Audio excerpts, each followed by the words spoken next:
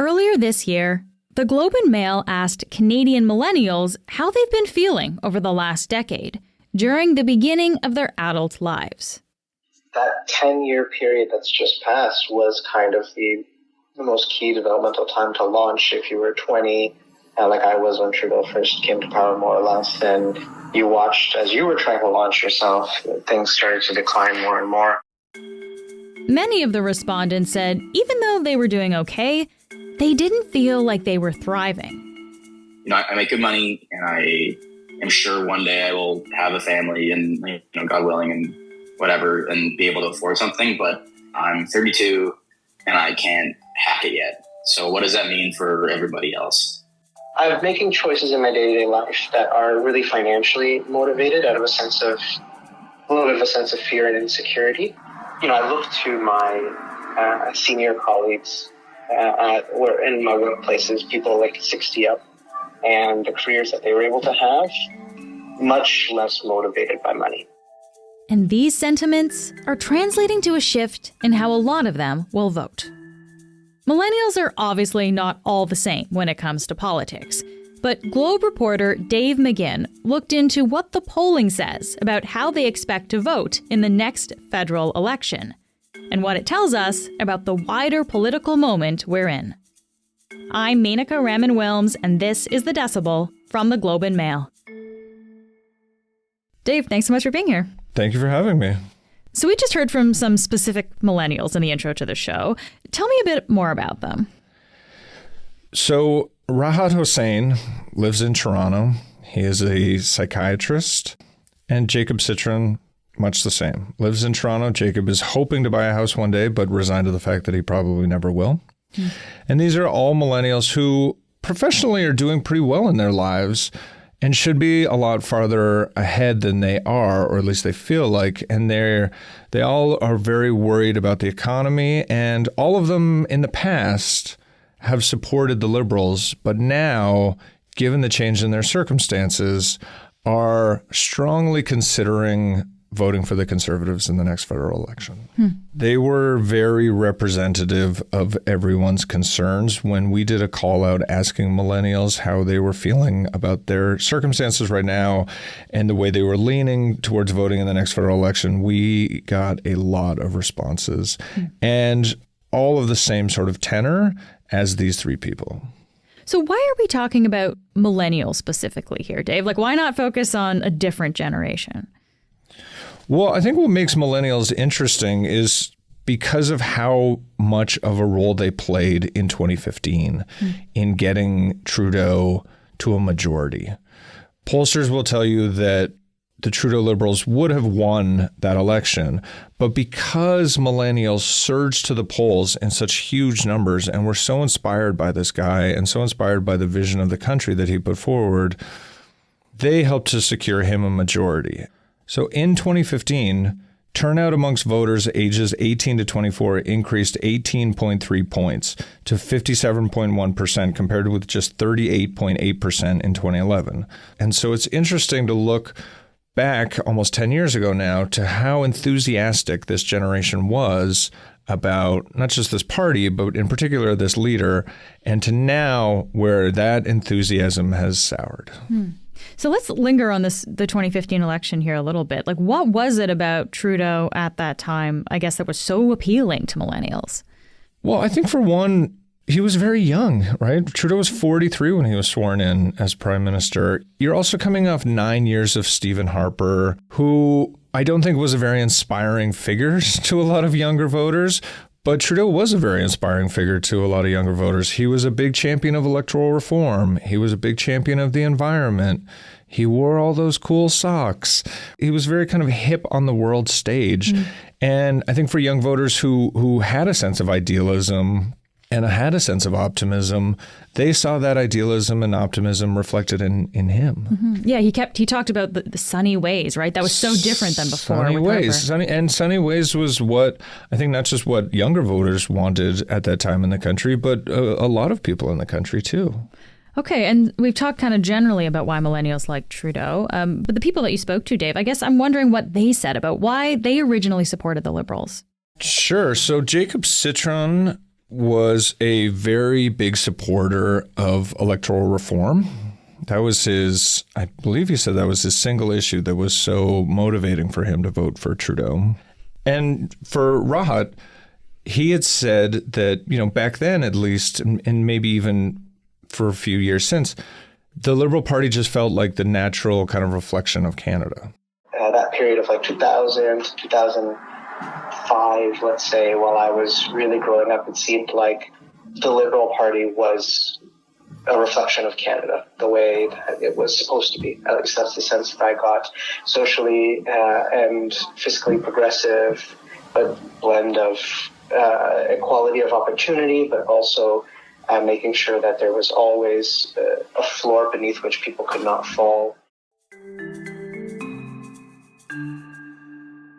Okay, so that was 9 years ago. So what are millennials saying about their support for the Liberals now? Now that support has waned significantly. That cohort of voters is now in a stage of life where they're raising kids, they're trying to pay the rent, they're trying to buy a house, and they look around the country, they see inflation, they see what the cost of housing has become, and they're not happy. There was a Leger survey conducted earlier this year that found 54% of Gen Z and millennials think that previous generations are, quote, rigging the system for their own benefit and making it harder for younger generations. And I don't think are wholeheartedly adopting conservative ideology, but they're looking around and saying, this isn't what success looks like. And it's your fault. And so as a result, then it sounds like a number of them are looking to the Conservatives then as a solution. Yeah, I think a lot of them will tell you, it's not as if they've decided to become lifelong supporters of the Conservative Party. It's mostly that they feel a need to rebuke the Liberals. And do we have numbers for this, Dave, for how many millennials say they, could support the Conservatives now? We do. There is a Abacus Data poll from last month that showed for voters 30 to 44, so that, sort of core group of millennials, 38% of them plan on voting Conservative compared to just 22% who said they plan on voting Liberal, while 26% of them said they plan on voting for the NDP. For Gen Z, if you look at voters 18 to 29, 34% of them said they would vote Conservative, 20% of them said they would vote Liberal, and 23% of them said they would vote for the NDP. Now, if you look at every age group, the Conservatives lead amongst everyone. So there's nothing hugely unique about millennials and Gen Z saying that they're going to support the Conservatives, but it is interesting when you look at how much they have supported Trudeau in the past and what it means about where they are in life that they lean so strongly towards the Conservative Party now.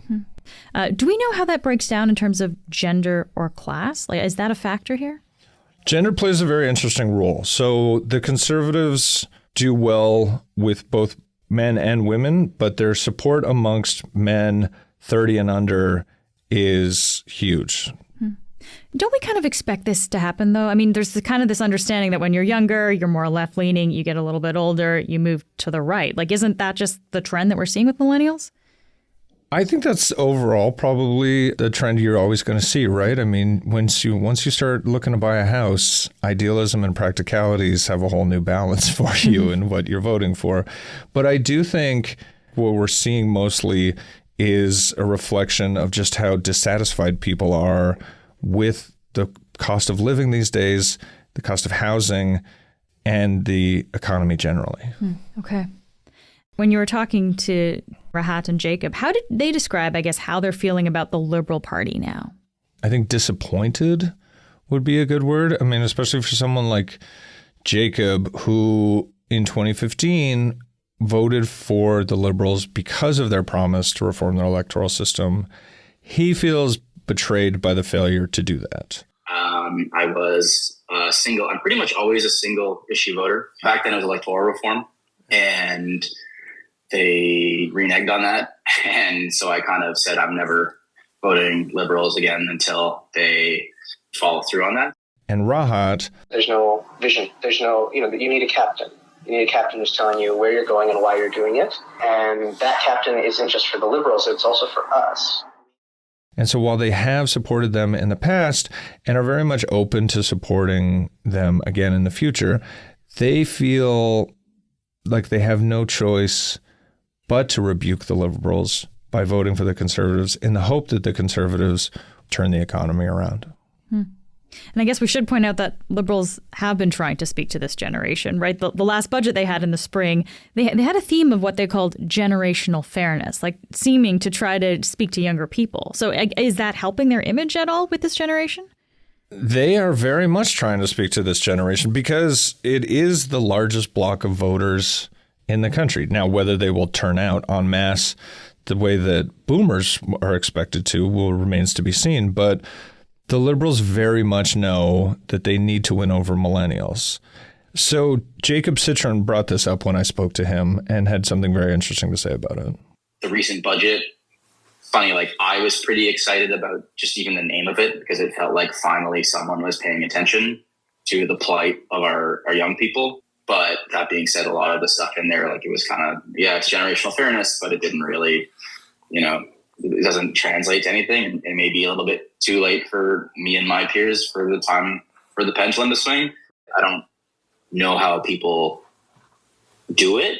Let's even say a couple $100 a month, which is how you're supposed to, start your savings, right? You're just it's just a drop in the bucket. House is $1 million. That I'd rather take this Uber because I can't even fathom what retirement's going to be like. And that's that. We'll be back after this message.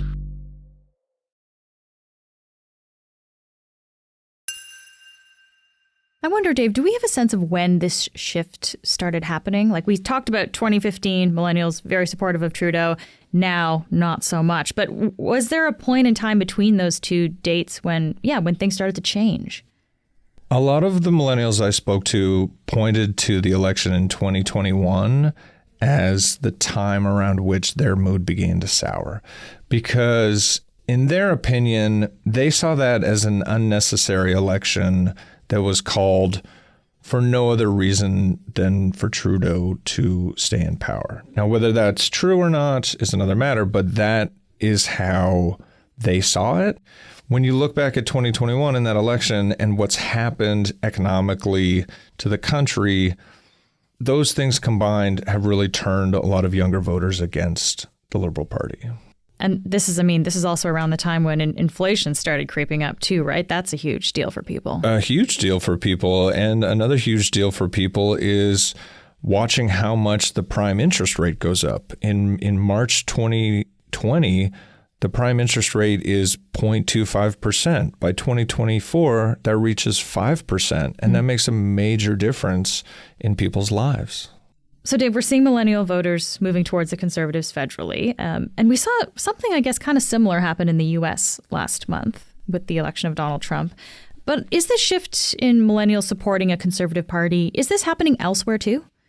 There is support for Conservative parties around the world, right? If you look at the recent EU parliamentary elections, but if you look at the last election in Britain, the Labour Party did incredibly well with younger voters, which points to the argument that it might not be so much support for Conservatives as it is just a rebuke of incumbents, right? If you've been in charge for the past 3-4 years and the way things are now, it doesn't matter what political stripe you are to blame for what happened. So then, Dave, how much of what's happening in Canada now has to do with the fact that, the Liberals have been in power for so long, almost a decade at this point?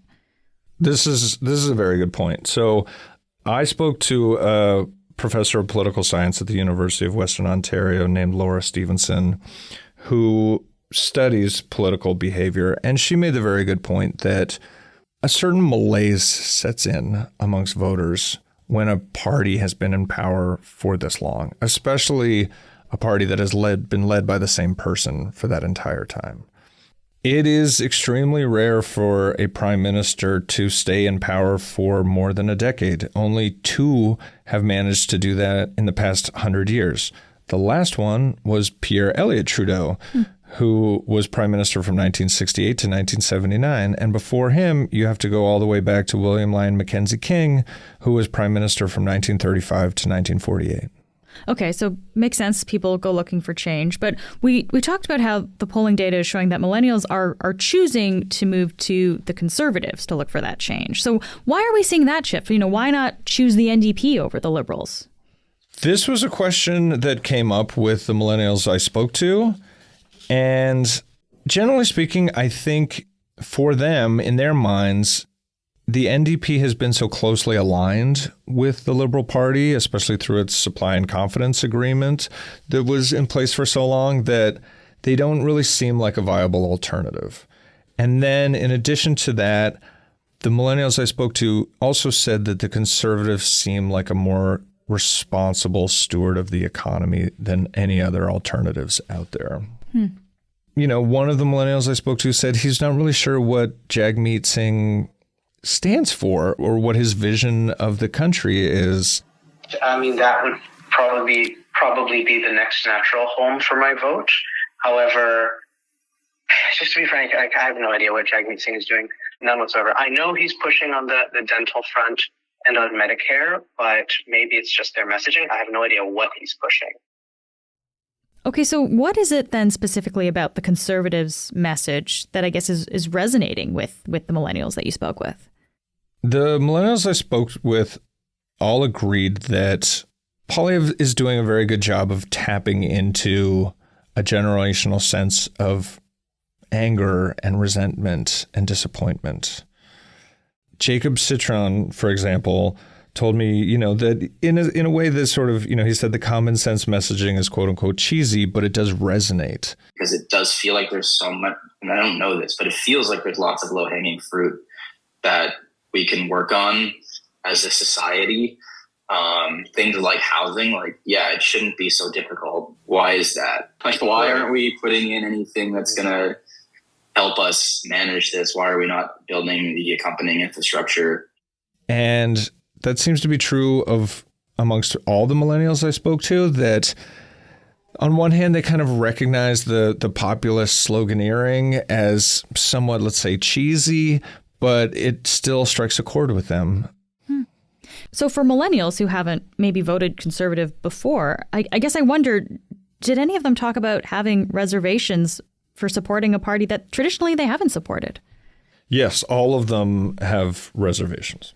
For the Conservatives, they would have my vote if Poilievre starts to make his position, well, I guess his position is clear. If he starts to change his position to more of a red Tory kind of look, financially conservative, cut taxes, fair enough. I assume that for the Conservatives, but socially more progressive and, again, trying to bring people together. Despite those concerns, despite those reservations, they still see him as the only viable alternative to improving their lot in life. So before I let you go here, Dave, I guess I wonder kind of how locked in this millennial support for Conservatives is. Is there any way that the Liberals, I guess, can earn their vote back at this point? Well, it's interesting. When I spoke to David Coletto, who is the CEO of Abacus Data, he is of the opinion that it's too late. That if the budget that was released earlier this year that we spoke about has not moved the dial in any significant ways, then nothing really can. Now, the next election has to be held by next October at the latest. That's almost a year from now, so we'll see what happens.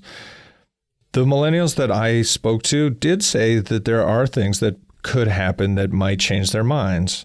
One of them had mentioned if they were to bring in a new leader who was a stronger champion of what they see as more sound economic policies or housing policies, then they would be persuaded to vote for the Liberals. So the Liberals will get my vote if there is a change in leadership. To somebody who is a bit more in that typical mold, or maybe it was atypical, but it's what I grew up with.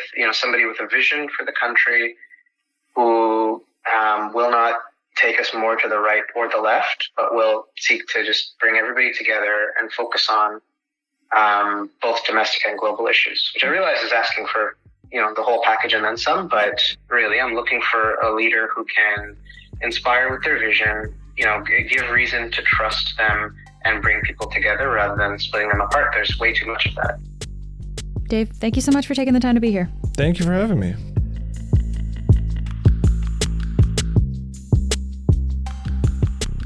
That's it for today. I'm Menaka Raman-Wilms. Our producers are Madeline White, Michal Stein, and Ali Graham. David Crosby edits the show. Adrian Chung is our senior producer, and Matt Frainer is our managing editor. Thanks so much for listening, and I'll talk to you tomorrow.